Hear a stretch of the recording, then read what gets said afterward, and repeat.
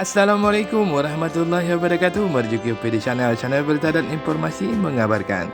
Tekan subscribe untuk pertemanan, aktifkan tombol lonceng untuk mengikuti, like, komen, dan share sebagai bentuk interaksi kita. Kenduri atau hajatan pertanda akan turun ke sawah atau dalam bahasa Aceh disebut kenduri blang rap semula, yang artinya kenduri menjelang turun sawah.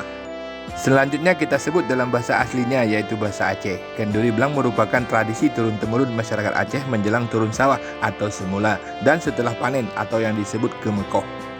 Di beberapa tempat atau bisa jadi di kawasan yang sama, tata cara kenduri blang berbeda-beda tergantung hasil kesepakatan kejurun blang, jabatan adat yang menentukan tatanan bercocok tanam beserta kepala desa dan imam kampung.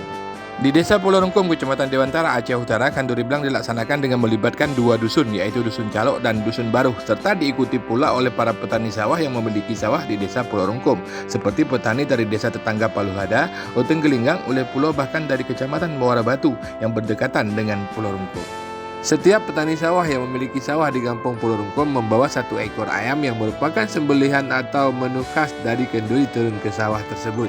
Lalu disembelih dan dimasak oleh mereka sendiri dalam 2 kuali, dan setelah masak, menu masakan ayam dari 2 kuali tersebut dicampur dan dibagikan kepada seluruh petani dan undangan yang hadir bersama nasi. Sebelum menyantap menu kenduri blang, acara dimulai dengan membaca Al-Quran dan berdoa di area persawahan.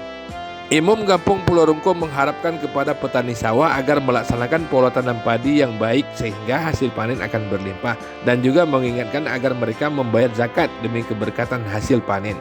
Begitu pula bagi petani dari luar desa Pulau Rungkum agar sebagian dari panennya dapat dipergunakan untuk zakat bagi sanif zakat setempat, harapnya. Selanjutnya, Kepala Desa Pulau Rungkum Muhammad Adami menyampaikan amanat demi kemaslahatan petani sawah seperti menjaga hewan ternak agar tidak dilepas saat turun ke sawah atau semula dimulai.